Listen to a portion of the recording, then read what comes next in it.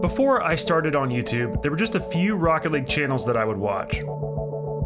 I didn't realize it at the time, but the videos these guys were making would go on to shape my own YouTube journey, and in a way, the entire Rocket League scene. Another thing I didn't realize, probably none of us realized, was that those channels would come to an end way sooner than we thought. Of that collection of YouTubers I watched when Rocket League was first blowing up in early 2016, there's only one still going. Because of that, the title of this video could actually apply to a couple people. The first one that probably came to your mind is NeatMike. The most baffling thing about NeatMike's retirement from Rocket League and soon after YouTube was that it was pretty much at the height of his popularity. Well, kind of. But that's a story for another day, because believe it or not, this video isn't the true story behind NeatMike.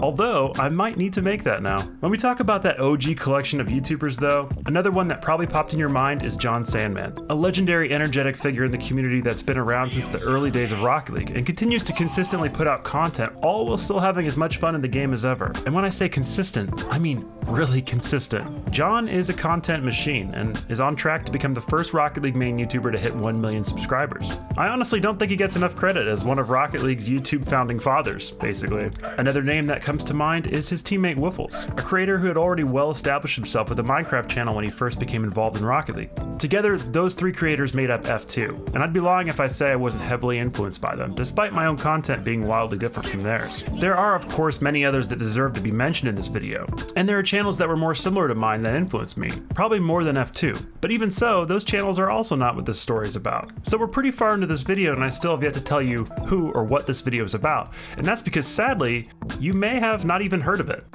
I mean, a good portion of you probably have, but not enough of you, that's for sure. And that's partly why I wanted to tell this guy's story. Despite making every other Rocket League YouTuber look like amateurs, his entire stint on YouTube came and went while only amassing about 28,000 subscribers, a number that's criminally low.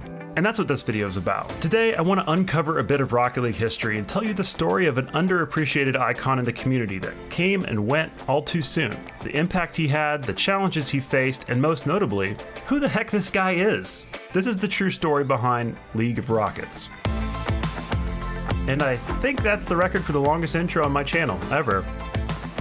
Woohoo! The first time I watched a video from League of Rockets, that's when I knew. I wanted to do what he was doing and make my own videos. What I was seeing was so different, so fresh, and so intriguing that I couldn't help but be inspired. There was nothing else like it in Rocket League. Well, forget Rocket League, there was nothing else like it on YouTube.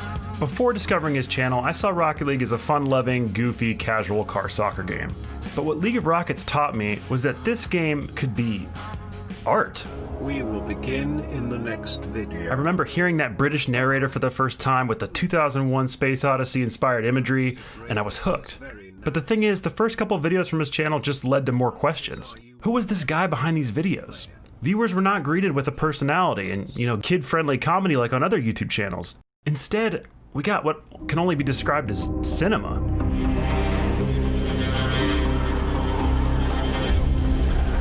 The thing is, popularity was never really what League of Rockets was about. The man behind the channel had his own passions and goals and never really connected personally with his audience. And that's probably one of the reasons why his channel never boomed in subscribers. He never really revealed himself as a person. Well, not until today. Hello. We start in a pretty unlikely place. This is Nick, aka Mr. Epic Man. What up? This video, how animals eat their food, was kind of popular. Just a little popular. That's right, this is what League of Rockets was before it was League of Rockets. A comedy channel with over 3 million subscribers. So how did we get from this to this? The simple answer was Nick got tired of this stuff. It's kind of ironic, but some of the most stressful content a creator can make is comedy, I know from experience. No longer wanting to deal with audience expectations, Nick created a second channel, but didn't depart from comedy. This channel was called The Men Who Do Nothing. At the time that this channel became his new focus, he discovered Rocket League. The game's high skill ceiling, competitiveness, and simplicity drew him in like it did so many of us. I imagine some good old car soccer was a nice break from the constant writing, filming, and editing that a popular YouTube comedy channel demands. As Nick became more and more enthralled with Rocket League, the next step became clearer and clearer. It can be daunting for a creator to leave their mainstay behind, but Nick knew he could bring a level of production value that hadn't been seen in the Rocket League community at the time. He knew he could make something better than what was out there, and more importantly, something he himself would enjoy watching.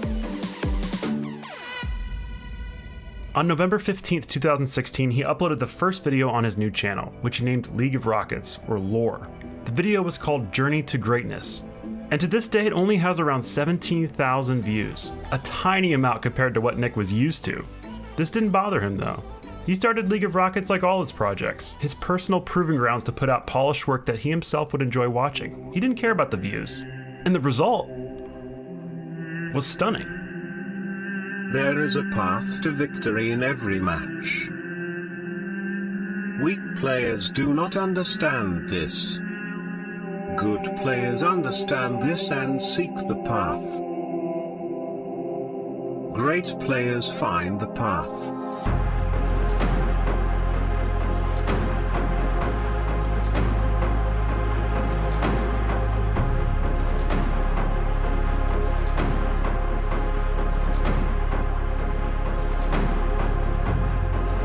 I want to show you how to be a great player, but it will take time. This is the League of Rockets.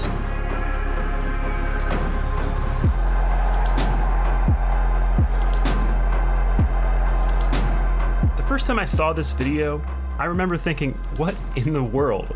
How can someone in Rocket League create something this compelling? At this time, I was still a couple months away from beginning my own journey as SunlessKhan, and this video was what made me realize I could use my own storytelling, my own editing, and my own film background like this guy clearly had. Chances are you will never be a great player. Because it was pretty obvious this guy had a film background. In the making of today's video, I found out I was right. Nick went to film school before starting his YouTube career, and it showed. The first couple videos on League of Rockets were quite a bit different from the direction he would eventually take his channel though. The theme of those early videos was training, tutorials, which were really popular at the time with Rocket League still being a somewhat newish game. Remember, the tools are only as good as the builder who holds them. The second lore video was based on decision making. It stayed in the same style of his first video, but this time there was a twist. Stop. He incorporated professional players, exploring decision-making scenarios from an RLCS match, presenting game situations like an intense film with dramatic music and a monotone voice. See, I told you this guy impacted me. This second video did better views-wise, and League of Rockets was beginning to get recognition from the community. Then, Nick changed everything. Again. Nick was fascinated by professional Rocket League players. Like many of us who are enamored with the game, he wanted to watch it at the highest level by the best players. But Nick wasn't satisfied with the presentation of professional tournaments. The idea came to him of running his own competitions, controlling the organization and presentation from the ground up. He was ready to make something completely new, presenting the game in a way that Rocket League fans hadn't seen before. In typical League of Rockets fashion, his new tournament was announced via a mysterious production. Perhaps it is time for a different sort of display. He called out the top 12 professional Rocket League players at the time and dramatically invited them to join his competition at the conclusion of this mysterious video. All the players accepted. This tournament was the 12 Titans, a single elimination best of one clash. The format was brutal. Nick didn't really care about competitive integrity that other esports tournaments emphasize, with double elimination or having best of 5 or 7 series matchups. Nick cared about one thing: drama and entertainment. Okay, two things. Dramatainment, one chance, one game, head to head, everything on the line. And that's exactly what 12 Titans was. It was a massive success, boasting nearly 500,000 views. Everything about this tournament was different. The narrator delivering a cryptic, foreboding narrative guiding the viewer along, the wild format giving players only one game to prove their worth, the cinematic color grading, the sound design, the custom replay camera angle on every goal. Lore was all about completely shaking up what we thought was possible in competitive Rocket League presentation. But Nick wasn't done innovating. After the 12 Titans, which crowned Scrubkilla as the champion, he was ready for a new challenge. A Rocket League World Cup, one of the most exciting competitions in sports brought to Rocket League. Nick was ready to organize his most ambitious tournament yet. But would he be prepared for the set of challenges that awaited him?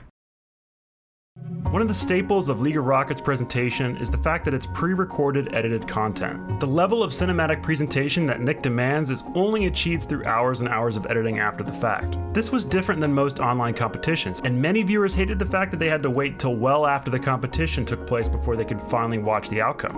Nick stuck to his guns though, despite the outcry, knowing his unique style could only be achieved in post-production. He also met obstacles on the other side of the arena with organizing players. Coordinating an event like the Rocket League World Cup or even the 12 Titans with just 12 participants proved to be a monumental task. Not all players were quick to communicate or prompt to show up for their scheduled games. Nick was discovering that professionalism is not a trait that's easily found in the esports world. This was not true for all players though, and League of Rockets thrived with the support of most of its participants. Nick went on to release the Rocket League World Cup and a second 12 Titans, this time with an in-person LAN complete with player cinematics. After his 3 major Rocket League productions were finally completed, Nick once again shifted his focus. This time, League of Rockets evolved to provide more regular competition via the lore games. A 1v1 gauntlet where the winner takes $1,000 and keeps playing a new competitor each week until he loses. 7 of those events were released, and Fairy Peak won 6 of them, finally losing in the end to Flakes in the last lore games of the season. Nick enjoys the creative challenge of keeping Rocket League competition fresh and interesting, and of course always cinematic. He seemed to prefer the 1v1 arena. I imagine not only because it's an intense game mode to watch, but also because of the relationships he's cultivated in the scene, with casters like Johnny Boy who specialized in 1v1 show matches. It's also interesting to note that the 2 players who historically dominated lore competitions, Fairy Peak and Scrubkilla, became RLCS world champions soon after. Coincidence? Maybe. Or maybe Nick was onto something with his 1v1 fascination. A couple of weeks ago, Nick announced he would be ending League of Rockets to focus more on his family and his involvement with Gift Your Game, a company that's been super involved in the Rocket League community. While Nick of course would have liked to see League of Rockets grow even bigger than it did in its short life, that was never really his focus. His priority number 1 has and always will be just to make good content, and really nothing else. And that, my friends, is pretty damn inspirational. Hopefully you've enjoyed this story behind one of my biggest inspirations. If there's another channel or person in this community that you think deserves some more attention, be sure to let me know in the comments. Otherwise, thanks for watching. I'm SunlessKhan, and I'm still out here making Rocket League videos. Later, guys.